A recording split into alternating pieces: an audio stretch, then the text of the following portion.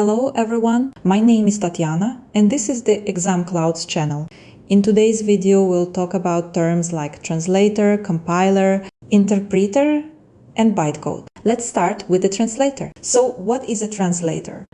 A translator is a program or technical tool that performs program translation. You write your code and to convert it into binary form, we need a translator.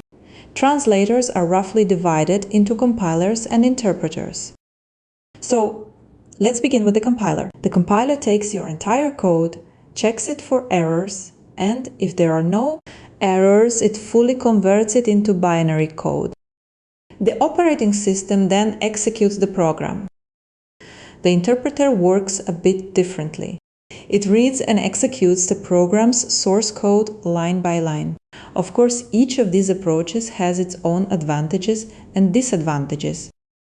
The compiler's advantage is the program's execution speed. During execution, the code doesn't need to be converted.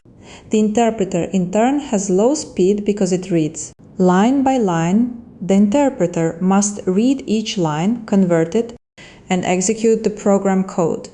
When using a compiler, there's no need for a compiler on the user's computer, so you can use a compiler to convert code on one device and run it on another device. That doesn't have a compiler to run a program using an interpreter. We, of course, need the interpreter itself, because remember, it reads line by line and executes each line. The interpreter does not depend on the operating system. When using a compiler, the program depends on the OS for which it was compiled. When making changes while using an interpreter, you don't need to recompile the code, which is also very convenient. When using a compiler, if you need to make changes to your program, you need to fully recompile your code. Java uses a third approach that leverages the advantages of both compiler and interpreter. Let's look at how Java works.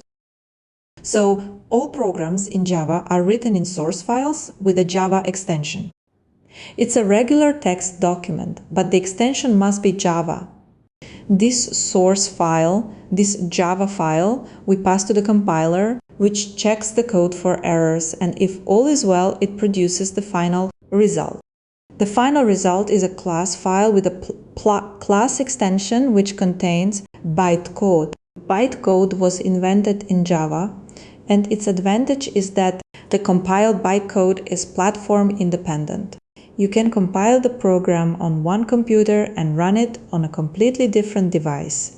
The key is that this device must have JVM, the Java Virtual Machine, installed. It's the Java Virtual Machine that reads and executes the bytecode. That's all I wanted to share in this video. Subscribe to our channel. Don't forget to like and also visit our website, examclouds.com. Goodbye, everyone.